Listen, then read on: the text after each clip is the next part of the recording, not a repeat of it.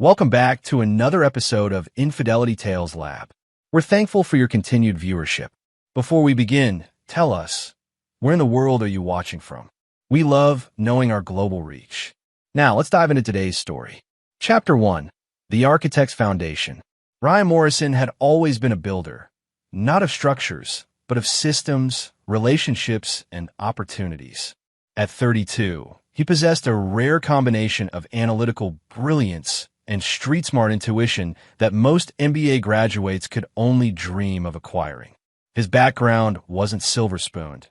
He'd clawed his way up from a middle-class family in Ohio, working construction summers to pay for business school, learning that real success came from understanding both the boardroom and the trenches.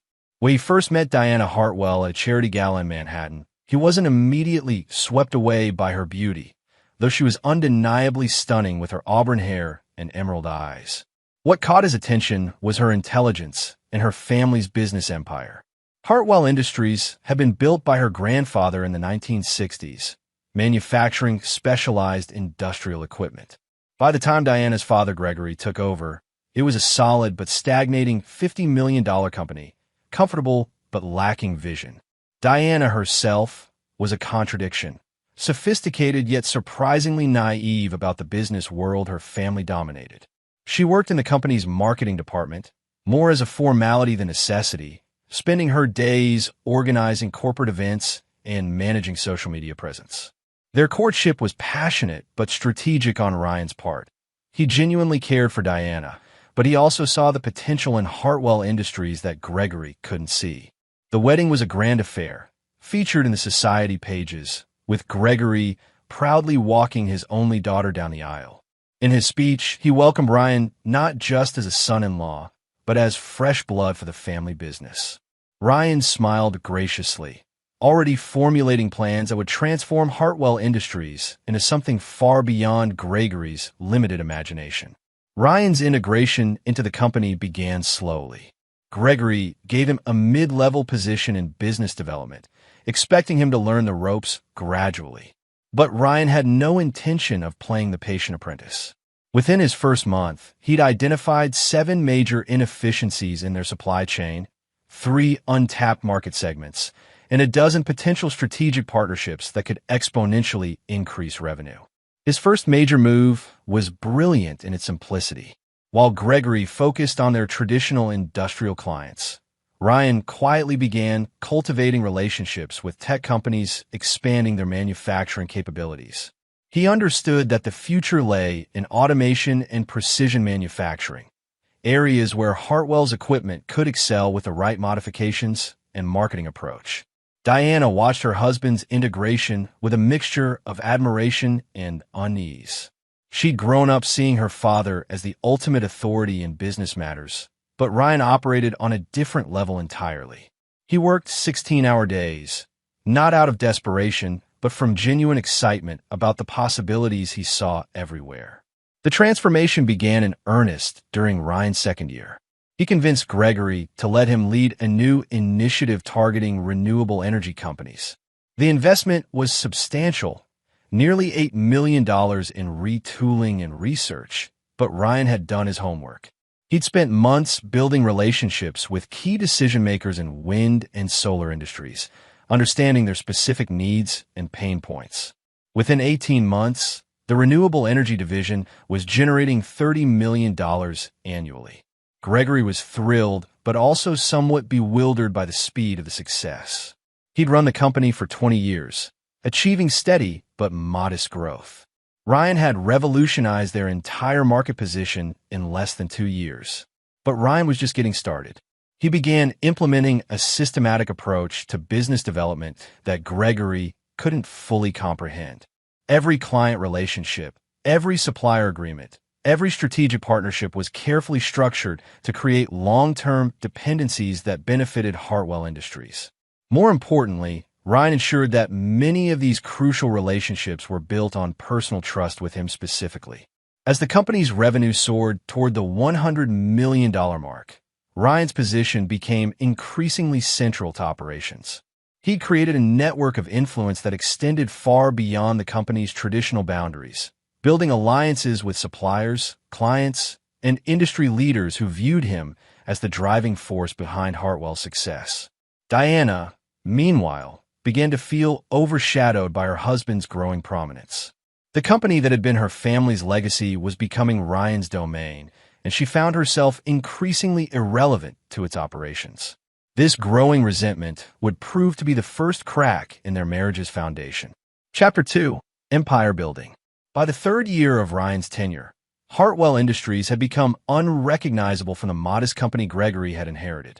Revenue had tripled to $150 million, but more importantly, Ryan had fundamentally altered the company's position in the industrial ecosystem. He'd moved them from being a traditional equipment manufacturer to becoming an indispensable partner in their clients' operational success. Ryan's strategy was methodical and brilliant. He'd identified that their clients' biggest challenge wasn't just equipment quality. It was integration, maintenance, and optimization. So he created comprehensive service packages that made Hartwell Industries essential to their clients' daily operations. More critically, these services were structured so that Ryan personally maintained the key relationships with major accounts.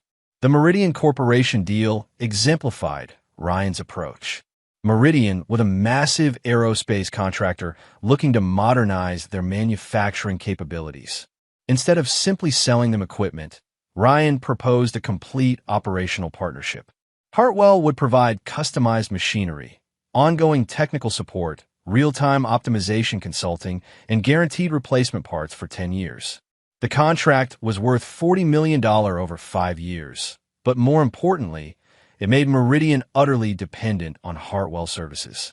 Ryan repeated this strategy across dozens of major accounts. Pinnacle Manufacturing, Atlas Industries, Cornerstone Systems, each became not just clients, but dependent partners whose operations would suffer significant disruption if Hartwell's services were interrupted. He carefully structured these relationships so that while the contracts were legally with Hartwell Industries, the personal relationships and operational knowledge resided with him. Gregory watched this transformation with growing ambivalence.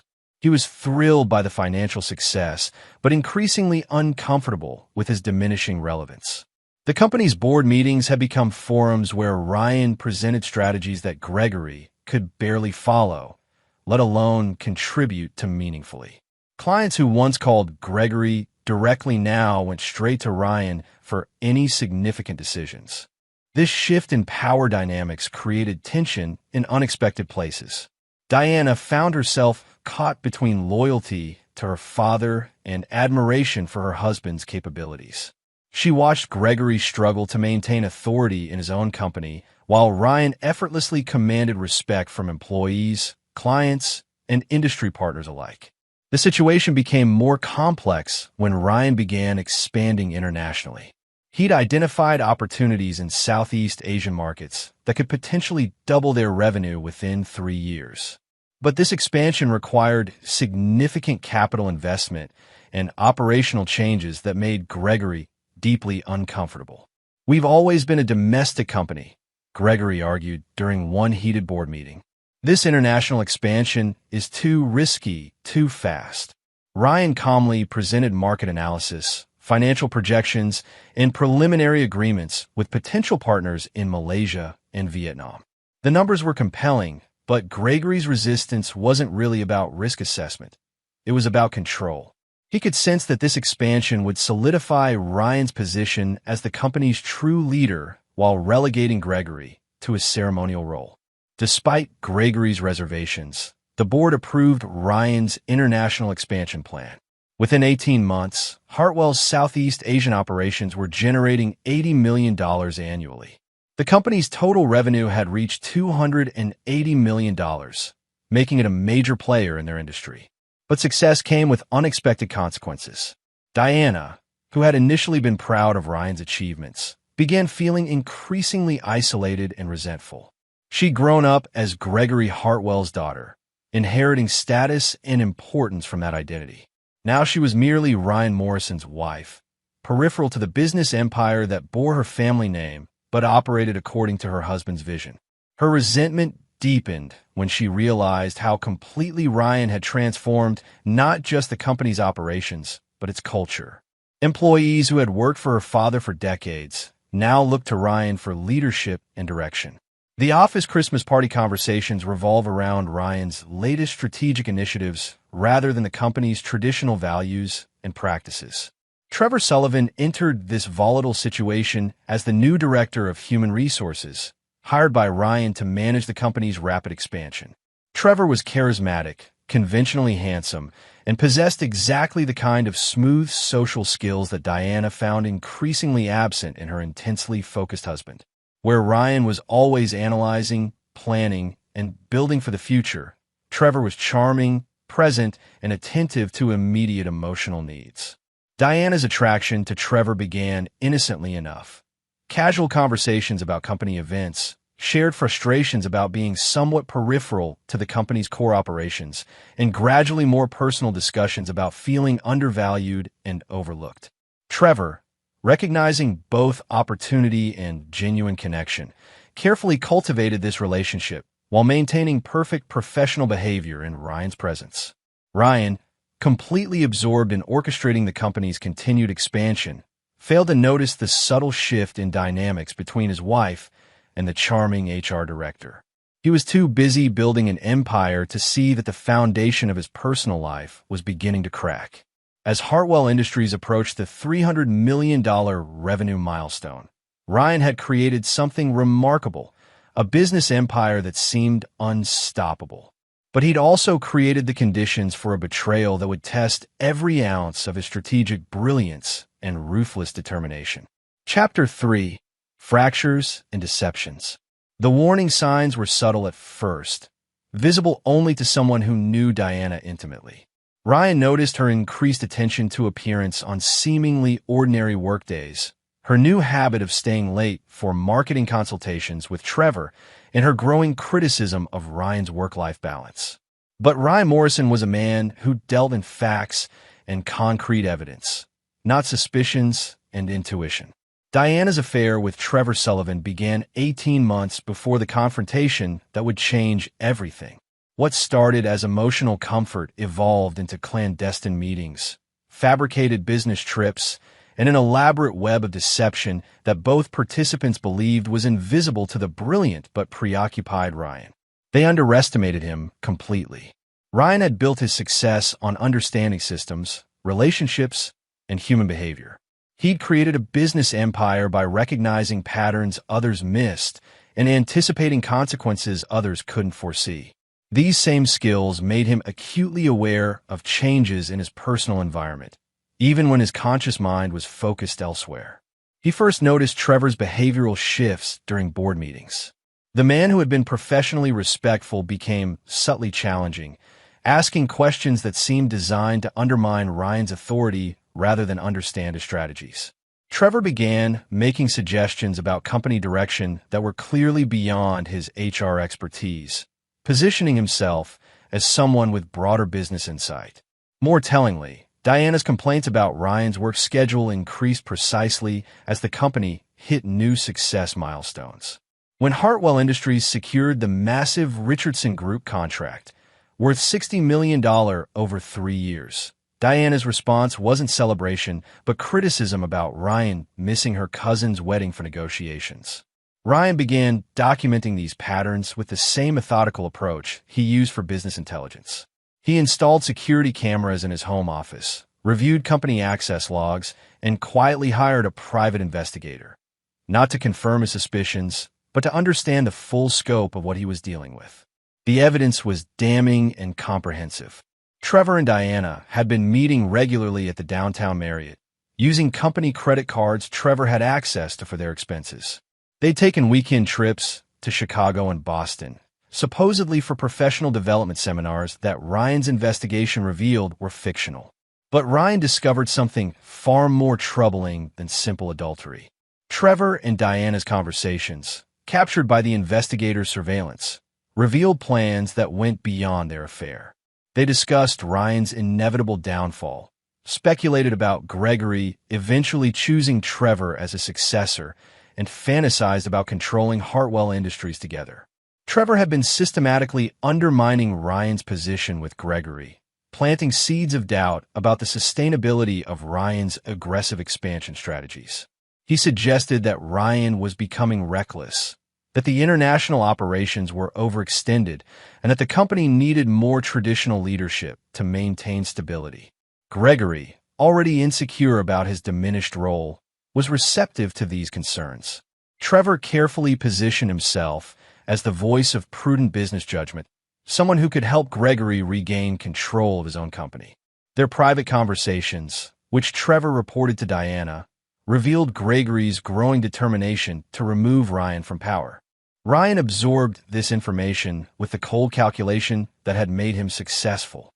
He felt no emotional devastation, no romantic heartbreak, only a crystalline clarity about what needed to be done. Diana and Trevor had declared war on him without realizing their enemy was far more formidable than they'd imagined. Rather than confronting them immediately, Ryan began implementing countermeasures. He restructured key client relationships to create even stronger personal dependencies, moved critical operational knowledge to secure systems only he could access, and began quietly liquidating some of his more vulnerable investments to create liquid assets for the coming battle. Most importantly, Ryan started documenting everything. Every email, every contract, every client relationship, every strategic decision. He created comprehensive records that established his indispensable role in Hartwell Industries' success. He also began reaching out to headhunters and potential investors, not because he planned to leave, but because he wanted to understand his options and market value. The irony wasn't lost on him. While Trevor and Diana plotted to destroy his position, Ryan was actually strengthening it. Their deception had awakened a ruthless pragmatism that made him even more formidable than before. He'd built Hartwell Industries into a $400 million empire, but he'd done it while playing by Gregory's rules and maintaining family harmony. Now that those constraints were removed, Ryan began operating with complete strategic freedom. He started by creating additional dependencies within the company's operations. Key suppliers were locked into exclusive agreements that required his personal approval for modifications. Major clients signed extended service contracts that specifically named Ryan as the primary relationship manager. Critical operational systems were redesigned to require authorization codes that only Ryan possessed. When Gregory finally made his move, demanding Ryan's departure and threatening divorce, Ryan was ready. His calm response, "No problem, Dad. You'll be fine," wasn't bravado or denial. It was the confidence of someone who had spent months preparing for exactly this confrontation. The changes in paperwork Ryan made weren't desperate last-minute maneuvers. They were the activation of carefully laid contingency plans that would demonstrate to Gregory, Trevor, and Diana exactly who controlled Hartwell Industries' future. The 41 panic phone calls from Gregory the next day were just the beginning of their education in the true cost of betraying Ryan Morrison. Chapter 4. The Betrayal Unveiled. The confrontation came on a cold Thursday morning in November, exactly 3 years and 7 months after Ryan had joined Hartwell Industries. The company had just announced record quarterly profits of $142 million, making it one of the fastest-growing industrial manufacturers in the sector. Ryan arrived at the office expecting to discuss the Asian expansion timeline with Gregory, but instead found his father-in-law waiting with Trevor Sullivan and the company's longtime attorney, Bernard Walsh. "Ryan, sit down," Gregory commanded, his voice carrying an authority he hadn't exercised in months. "We need to talk."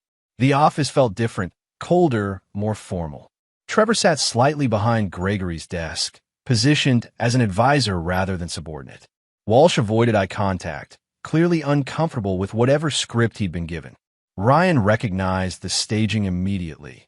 This was a corporate execution, carefully orchestrated and deliberately humiliating. "I've been thinking about the company's future," Gregory began, his words clearly rehearsed. "We've grown too fast, taken on too much risk. The international expansion, these complex client relationships, all these dependencies you've created, it's not sustainable." Ryan listened without interruption, his expression neutral. He'd anticipated this conversation for weeks, had rehearsed his responses, and prepared for every possible variation of Gregory's attack. What surprised him wasn't the betrayal itself, but the amateurish way it was being executed. "I'm restructuring the leadership team," Gregory continued. "Trevor will be taking over business development and client relations. You've done good work here, but it's time for you to move on. Your aggressive style just doesn't fit our company culture anymore." The insult was deliberate, suggesting that Ryan was the problem, that his success had somehow been detrimental to the company he'd transformed. Trevor leaned forward slightly, unable to suppress a small smile of anticipated victory. "There's one more thing," Gregory added, his voice dropping to a more personal tone. "Diana wants a divorce. She's been unhappy for a long time. Feels like you've changed, become too obsessed with work. She deserves better than being married to someone who cares more about deals than family." This was the moment Ryan had been preparing for, the complete betrayal wrapped in righteous justification. Gregory wasn't just firing him. He was rewriting history to make Ryan the villain in his own success story. Ryan stood slowly, his movement deliberate and controlled. He looked at each man in turn. Gregory, trying to project authority he didn't actually possess. Trevor, barely containing his triumph. Walsh, clearly uncomfortable with his role in this corporate coup. "Understand," Ryan said simply. "You're right about one thing, Dad. I have changed. When I first joined this company, I thought family loyalty meant something. I thought building success together created bonds that couldn't be broken by jealousy or insecurity." He moved toward the window, looking out at the expanded parking lot filled with luxury cars belonging to employees whose positions existed only because of the growth he'd orchestrated. "But you're also wrong about something important," Ryan continued, turning back to face them. "You think you're firing me from your company. You think you're taking back control of Hartwell Industries. You think Trevor here is going to step into my role and maintain the relationships I've built." Gregory's expression shifted slightly, sensing something in Ryan's tone that didn't match the submissive departure he'd expected.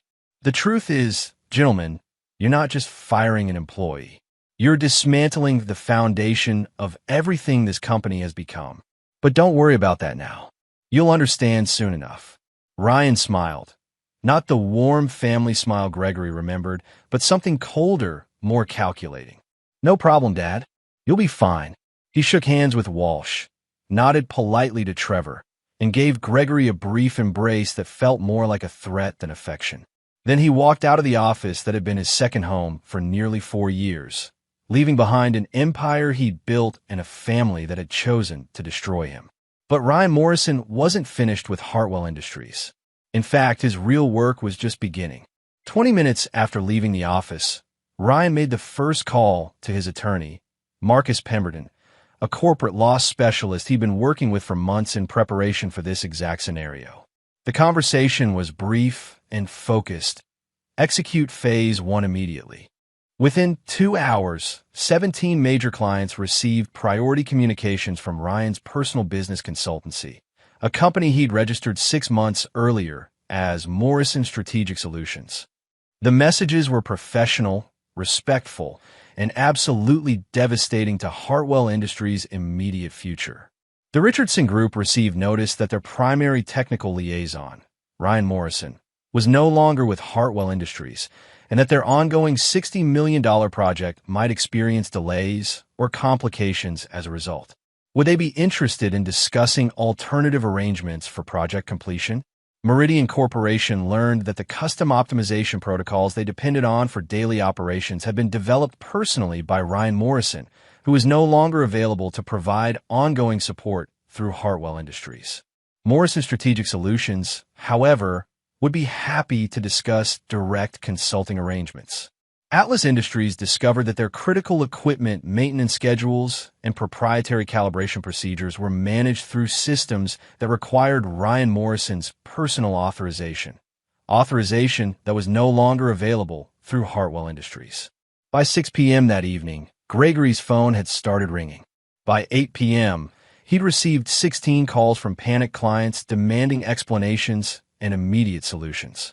By 10 p.m., Trevor Sullivan was beginning to understand that managing business development involved more than attending meetings and reviewing reports. At midnight, Gregory Hartwell made the first of what would become 41 consecutive phone calls to Ryan Morrison. The calls went unanswered, but each voicemail grew more desperate, more pleading, more willing to negotiate. Ryan listened to the first few messages with satisfaction, then turned off his phone. Tomorrow, the real education would begin. Chapter 5. The Network Activation. Friday morning brought chaos to Hartwell Industries that no amount of corporate crisis management could contain. Ryan's strategic withdrawal wasn't just the departure of an executive. It was the systematic removal of the nervous system that kept the company functioning at its expanded capacity. The Asian operations were the first to feel the impact. The Malaysian facility, which generated $40 million annually, discovered that their quarterly parts orders couldn't be processed because the authorization codes had been changed. The Vietnamese manufacturing partnership needed immediate approval for a $3 million equipment modification, but the approval system required Ryan's digital signature. Trevor Sullivan arrived at the office at 7 a.m., determined to demonstrate his readiness to fill Ryan's role. By 9 a.m., he was drowning in problems he didn't understand and couldn't solve. The corporate phone system was overwhelmed with calls from clients, suppliers, and international partners, all demanding immediate attention for issues that seemed impossibly complex. Where are the client relationship files? Trevor demanded from Ryan's former assistant, Patricia Kim.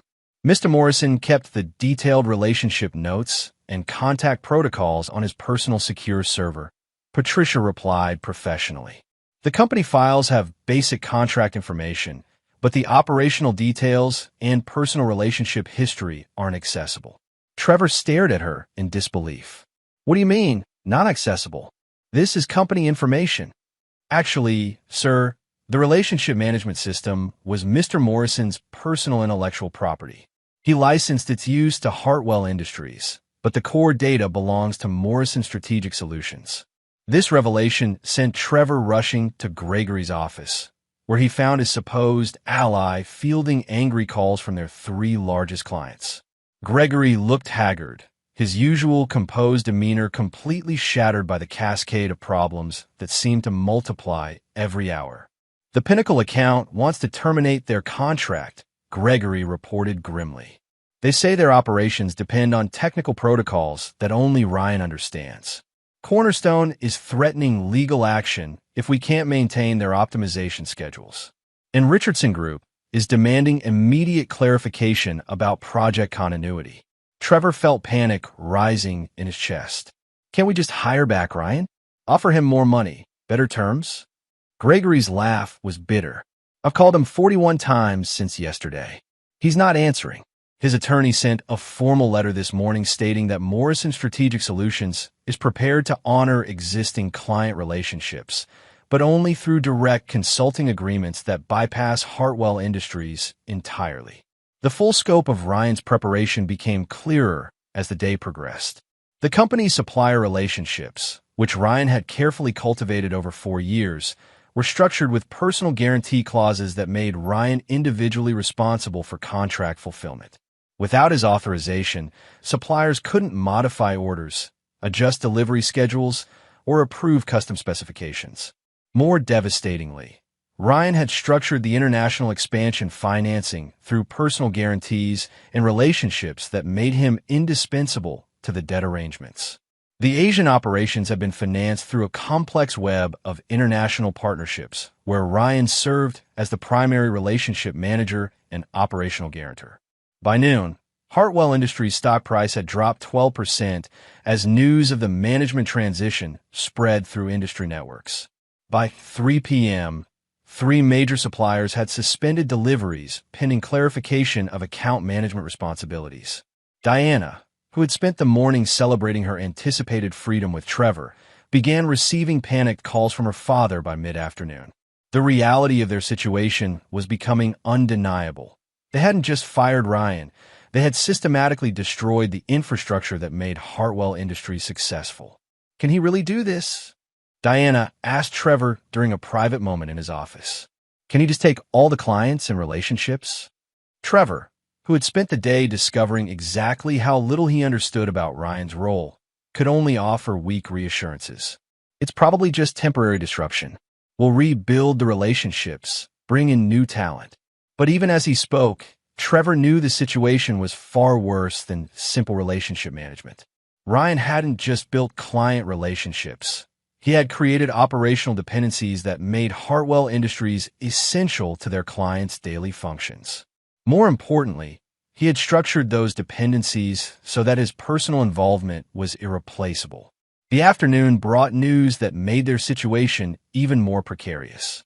3 of Hartwell's key engineering staff had submitted resignations, accepting positions with Morrison Strategic Solutions.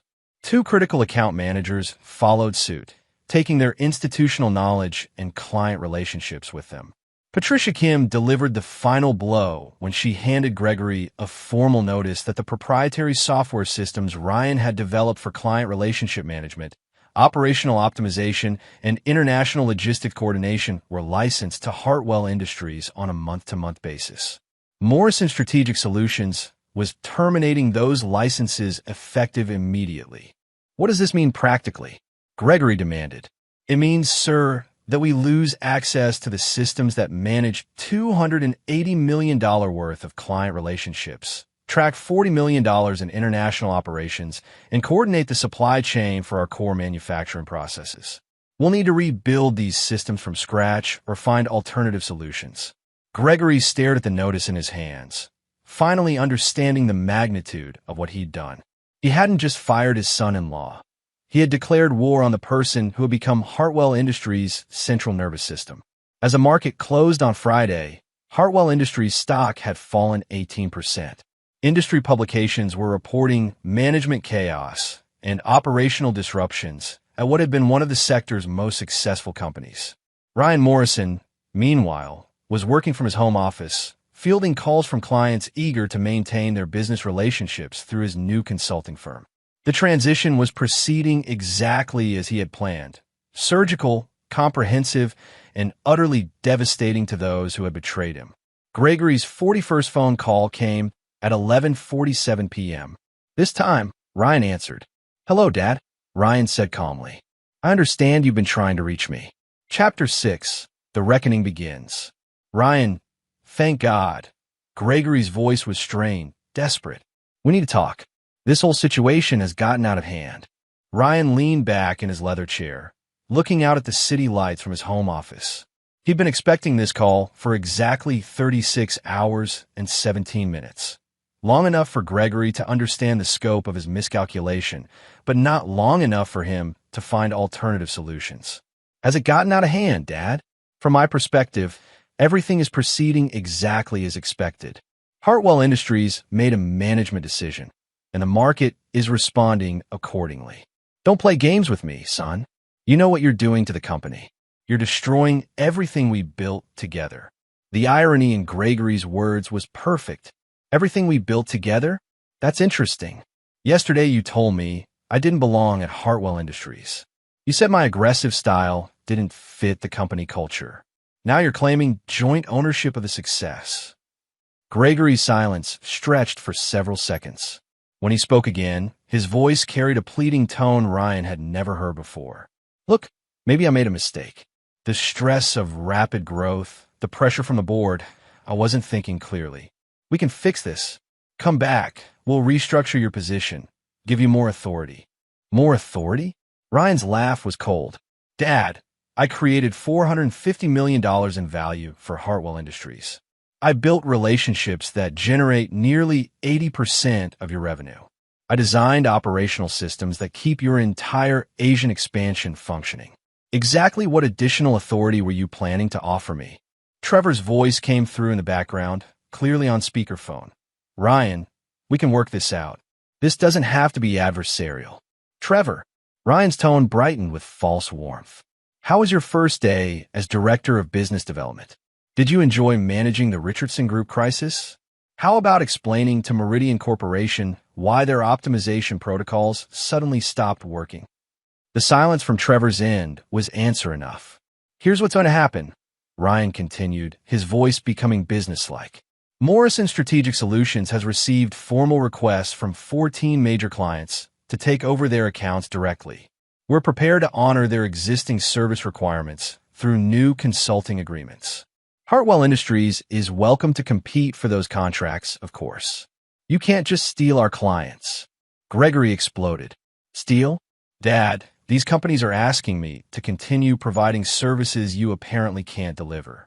I spent 4 years building personal relationships based on trust and competence. Those relationships belong to me, not to Hartwell Industries. Ryan let that sink in before continuing. Besides, you fired me. You said my services weren't needed. Now you're upset that I'm offering those same services to clients who still want them. What do you want?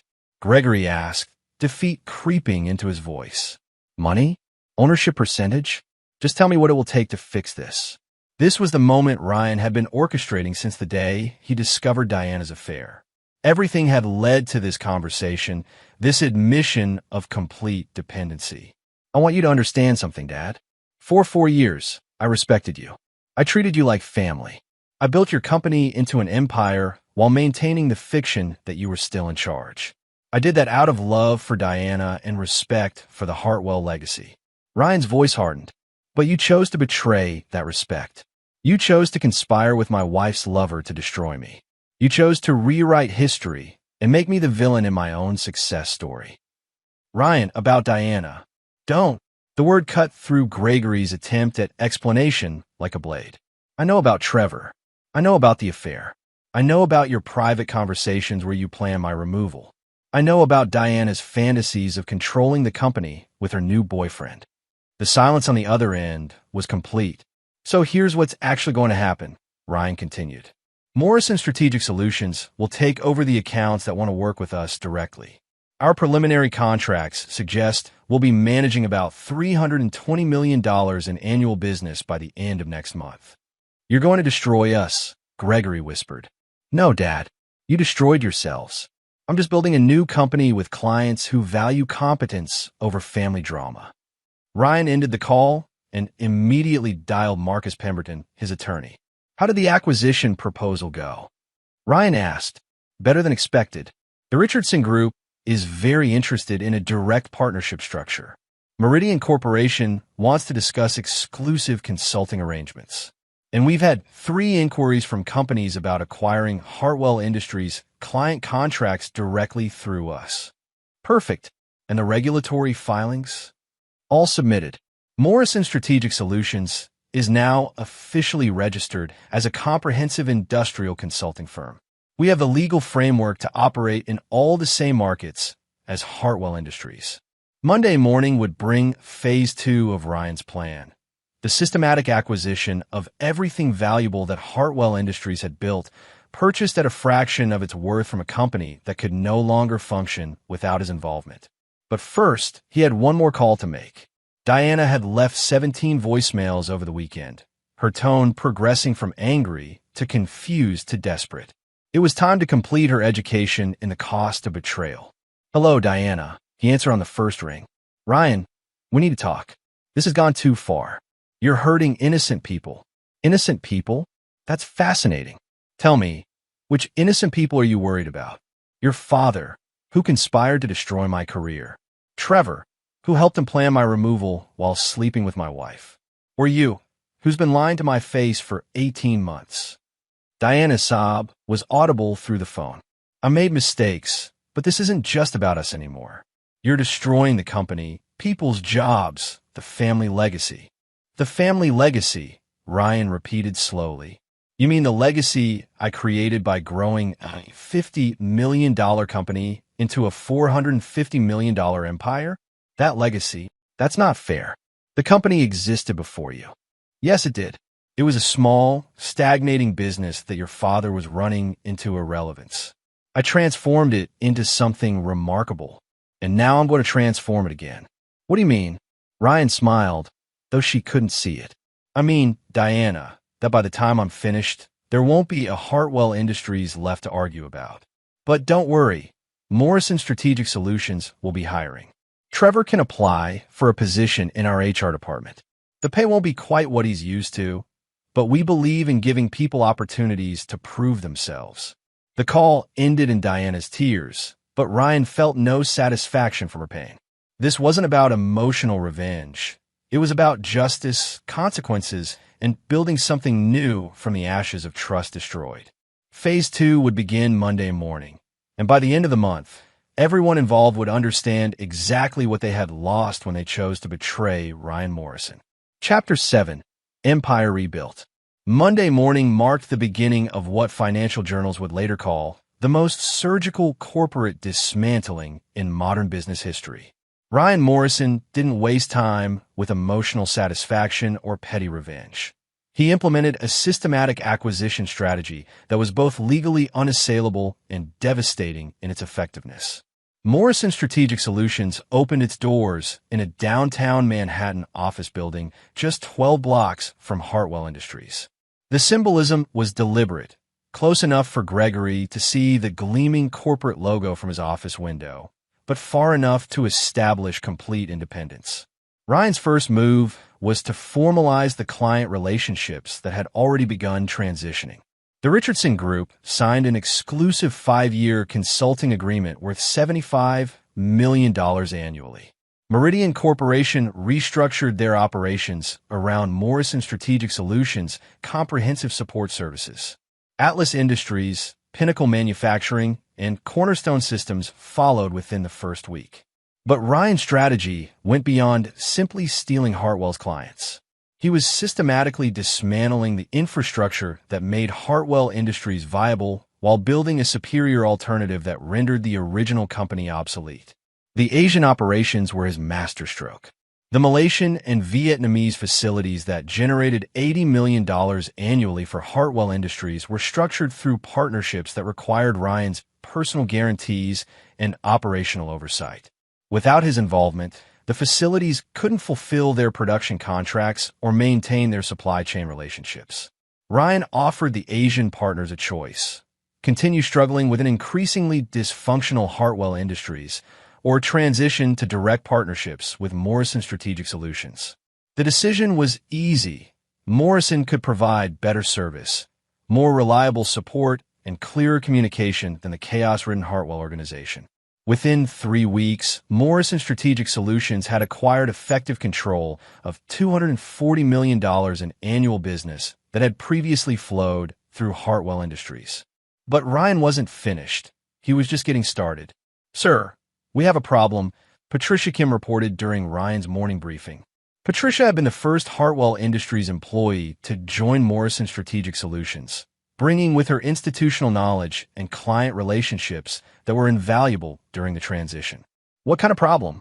Ryan asked, though his tone suggested he already knew. "Hartwell Industries is attempting to sue us for corporate theft, breach of fiduciary duty, and tortious interference with business relationships.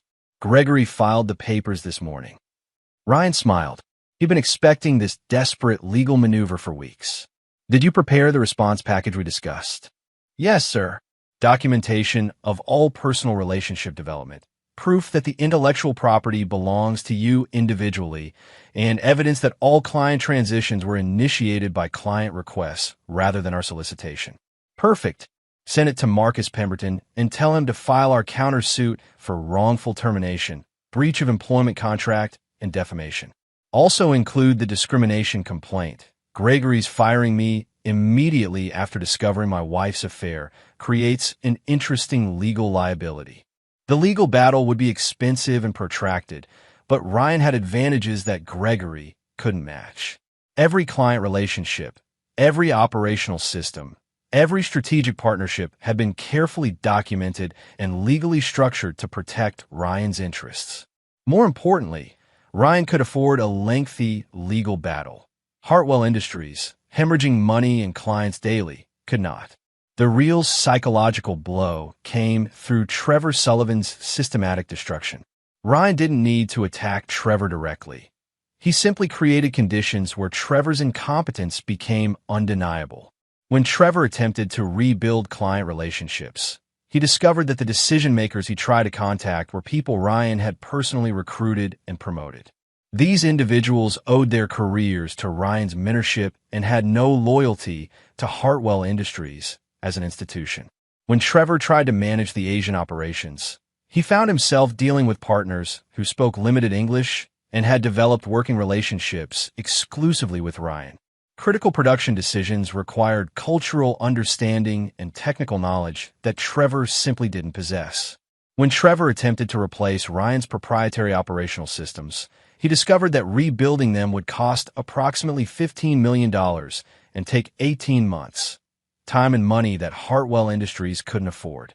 Diana watched her lover's confidence crumble under the pressure of responsibilities he'd never understood.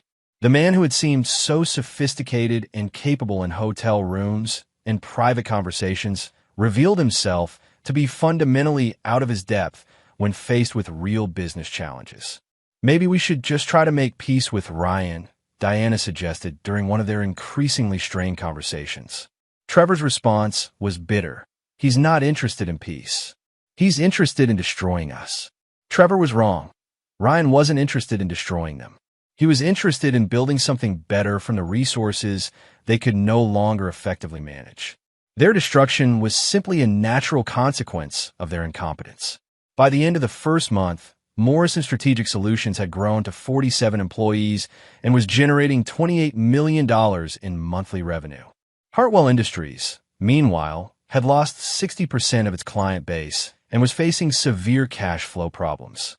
Gregory made increasingly desperate attempts to negotiate, offering Ryan partnerships, buyback agreements, and even majority ownership of Hartwell Industries. Each offer was politely declined. Ryan had no interest in salvaging Gregory's company. He was building something far superior. The final phase of Ryan's strategy involved acquiring Hartwell Industries' physical assets at liquidation prices. As the company's financial situation deteriorated, creditors began demanding payment, and suppliers suspended services. Gregory was forced to sell equipment, facilities, and intellectual property to meet immediate obligations. Morrison Strategic Solutions submitted competitive bids for every major asset sale, acquiring critical manufacturing equipment at 30 cents on the dollar. The Malaysian facility partnership was transferred directly to Morrison for the assumption of existing debt. The Vietnamese operations were restructured as a Morrison subsidiary. Within 6 months, Ryan had built a company that not only replaced Hartwell Industries, but significantly exceeded its capabilities. Morrison Strategic Solutions generated $380 million in annual revenue, employed 180 people, and maintained operational facilities across 3 continents. Hartwell Industries, reduced to a skeleton operation managing $60 million in legacy contracts, was effectively a shell of its former self. Gregory had managed to save the company's legal existence, but its substance, everything valuable that had made it successful, now belonged to Ryan Morrison. The transformation was complete, but Ryan's personal reckoning with those who had betrayed him was just beginning. Chapter 8: Personal Consequences. The destruction of Hartwell Industries was only the opening movement in Ryan's symphony of retribution. The systematic dismantling of the company had been methodical and impersonal, a business response to a business betrayal. But Diana and Trevor's personal betrayal required a more intimate form of justice. Diana discovered the true scope of her situation when she attempted to file for divorce 6 months after Ryan's departure from Hartwell Industries. Her attorney, Robert Chun, delivered news that shattered her remaining illusions about financial security and social status. "Mrs. Morrison, we have significant problems with your divorce filing," Chun reported during their consultation. "Your husband's assets are far more complex and protected than we initially understood." Diana shifted uncomfortably in the expensive leather chair. "What do you mean? I know about his company, but we've been married for 5 years. I'm entitled to half of everything under state law." "That's correct, but the challenge is determining what actually constitutes marital property. Your husband has been extraordinarily careful about asset protection and legal structure." Chun spread documents across the conference table, revealing the intricate web of legal protections Ryan had built around his wealth.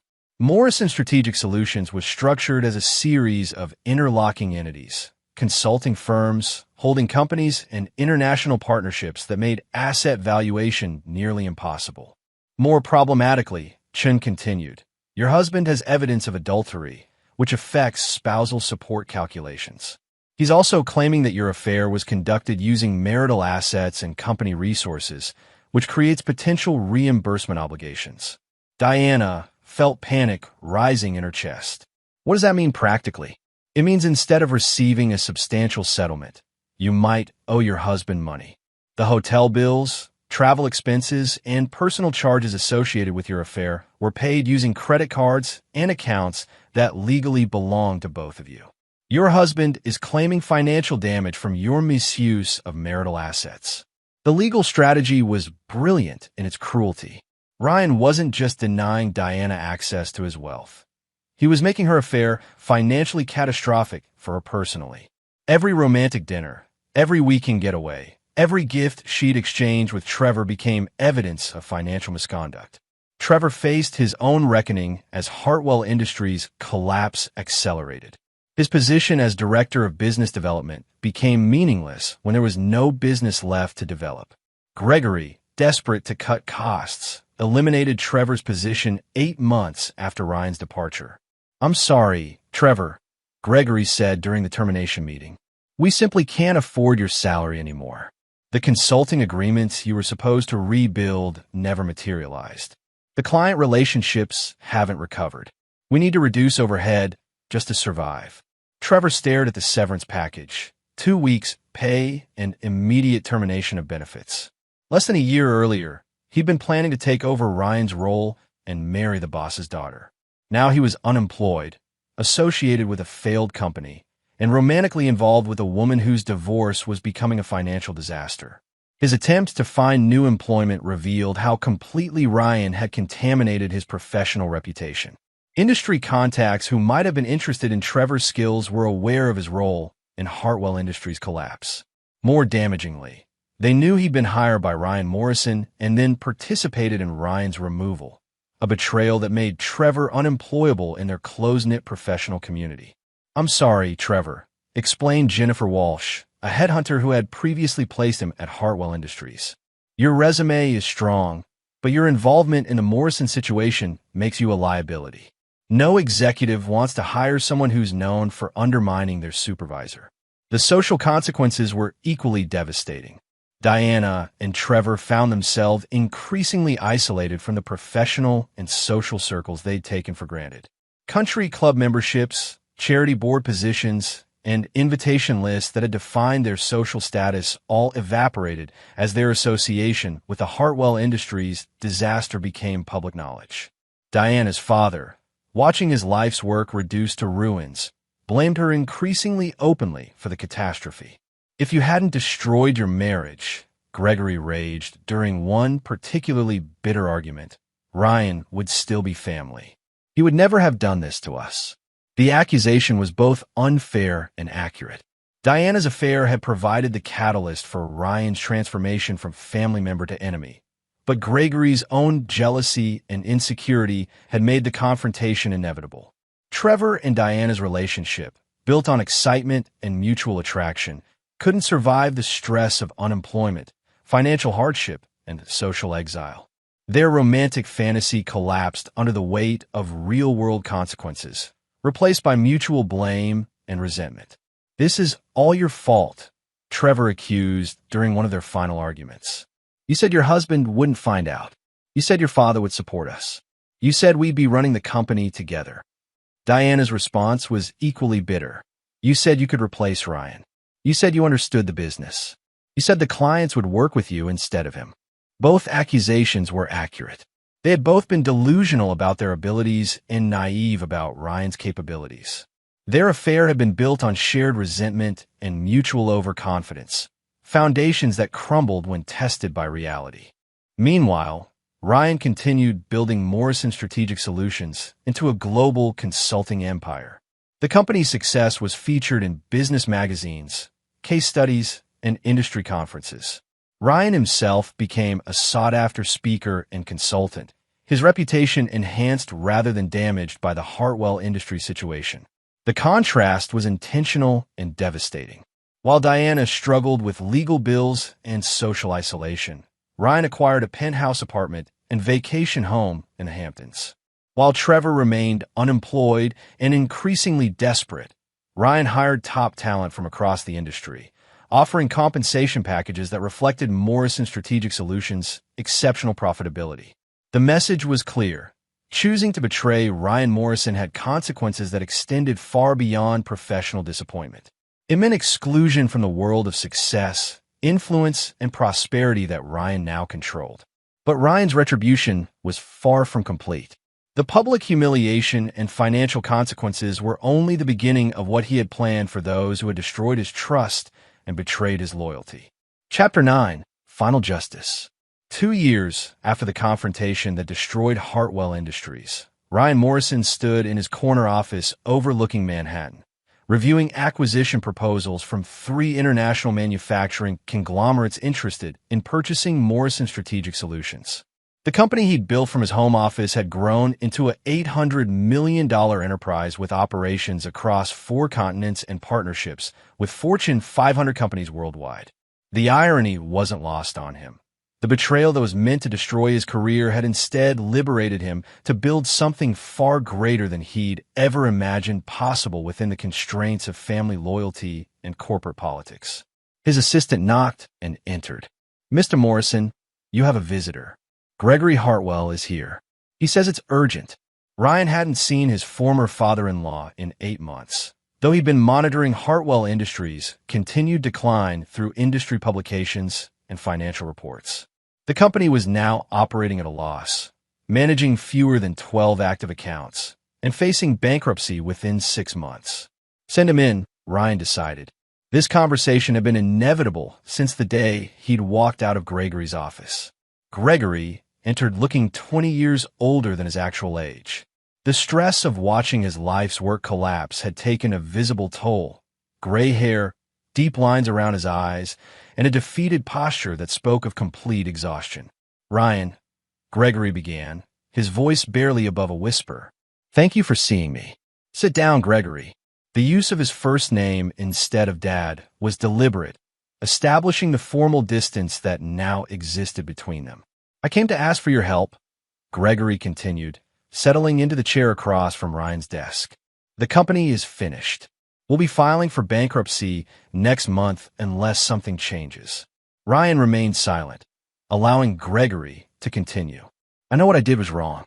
I let jealousy and insecurity cloud my judgment.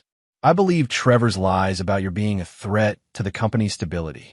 I participated in destroying the best thing that ever happened to Hartwell Industries." "You did more than participate, Gregory. You orchestrated it. You planned my removal, you chose my replacement, and you delivered the message personally." Gregory nodded, tears forming in his eyes. "I know. I take full responsibility. But I'm not here just for myself. There are still 43 employees at Hartwell Industries. They're going to lose their jobs because of my mistakes." This was the moment Ryan had been anticipating, the complete acknowledgement of responsibility and the appeal to his sense of mercy. "What exactly are you asking me to do?" Ryan asked. "Buy the company. Purchase our remaining assets, take over our contracts, and save the jobs. I'll transfer my ownership stake for whatever you think is fair. I just want to minimize the damage to innocent people." Ryan leaned back in his chair, considering the proposal. "And what about Diana? What about Trevor? Are they part of this rehabilitation fantasy?" Gregory's expression hardened slightly. Diana is no longer my concern. The divorce was finalized last month. She's received nothing beyond what the courts ordered for immediate support, which amounts to very little given the circumstances. And Trevor hasn't worked in the industry since I let him go. Last I heard, he was managing a retail store in Ohio. His reputation is finished. Ryan stood and walked to his window, looking down at the busy street below. After a long moment, he turned back to Gregory. "I'll make you an offer, Gregory, but comes with conditions you might find unacceptable." "Name them." "First, Morrison Strategic Solutions will acquire Hartwell Industries' remaining assets for the amount of outstanding debt, approximately $12 million. This covers your creditors, but leaves you with nothing." Gregory nodded. "Acceptable." "Second, I'll retain the 43 employees and honor their existing benefit packages. They're not responsible for your mistakes." Thank you. Third, you'll sign a comprehensive non-disclosure agreement about all business operations, client relationships, and strategic information you learned during my employment. You'll also provide a written confession acknowledging your role in the conspiracy to remove me from the company. Gregory hesitated. A confession? Full documentation of your discussions with Trevor, your knowledge of Diana's affair, and your decision to terminate my employment based on personal rather than professional considerations. I want a complete record of what happened and why. That's professionally humiliating. Gregory, you're about to lose everything you spent 40 years building. Professional humiliation is the least significant consequence you're facing. After several minutes of consideration, Gregory nodded. Acceptable. Fourth and finally, Ryan continued, you'll have no ongoing role in the company or its operations. You'll receive no consulting fees, no advisory positions, no involvement of any kind. Hartwell Industries will become a Morrison Strategic Solutions subsidiary, and you'll be permanently excluded from its management. The final condition was the most bitter. Gregory would be forced to watch someone else control the company that bore his family name, manage relationships he'd spent decades building, and direct operations he'd created from nothing. Understand, Gregory said quietly. When can we finalize the agreement? The paperwork will be ready tomorrow. You can sign it, collect your personal belongings, and close this chapter of your life. Gregory stood to leave, then turned back. Ryan, for what it's worth, I'm sorry. You deserve better from all of us. You're right, Gregory. I did deserve better. But your betrayal taught me something valuable. Family loyalty is only worth maintaining when it's mutual. When it becomes one-sided, it becomes weakness. After Gregory left, Ryan called his attorney to begin the acquisition process. Within 2 weeks, Morrison Strategic Solutions had absorbed Hartwell Industries' remaining operations, integrated its employees, and eliminated the last vestige of the company that had once defined the Hartwell family legacy. Diana attempted contact several times over the following months, sending letters and messages asking for reconciliation or at least civil communication. Ryan never responded. She had made her choice when she decided that Trevor Sullivan was more appealing than her marriage, and Ryan never gave second chances to people who betrayed his trust. Trevor's fate was perhaps the most fitting. His association with the Hartwell Industries disaster made him permanently unemployable in their industry. He eventually moved back to his hometown in Ohio, managing a small electronics store and living with the knowledge that his affair with Diana had cost him any chance of professional success. 5 years after the confrontation that destroyed Hartwell Industries, Ryan Morrison was featured on the cover of Forbes magazine as the executive who built an empire from betrayal. The article detailed how his removal from a family company had catalyzed the creation of one of the most successful consulting firms in American business history. Ryan kept the magazine cover framed on his office wall, not as a trophy of revenge, but as a reminder that the best response to betrayal wasn't emotional retaliation, but systematic success that made the betrayers irrelevant. He never married again, never trusted completely again, and never forgot the lesson that power built on family relationships was fragile, but power built on competence, preparation, and strategic thinking was unassailable. Morrison Strategic Solutions continued growing, eventually acquiring companies across 3 industries and establishing Ryan as one of the most influential executives of his generation. He built something far greater than Hartwell Industries could ever have become, proving that sometimes the greatest gift your enemies can give you is forcing you to discover your true potential. The betrayal that was meant to destroy Ryan Morrison had instead created one of the most successful businessmen of his era. In the end, that was the most perfect Another story revenge comes of to all. an end. What did you think? I'd love to hear your thoughts in the comments below.